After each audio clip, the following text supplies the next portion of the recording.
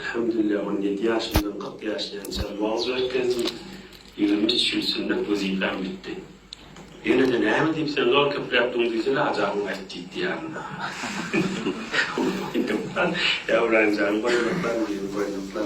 Ulan artık kendileri yükselttim. Şılama ait değil tutaya diyelim.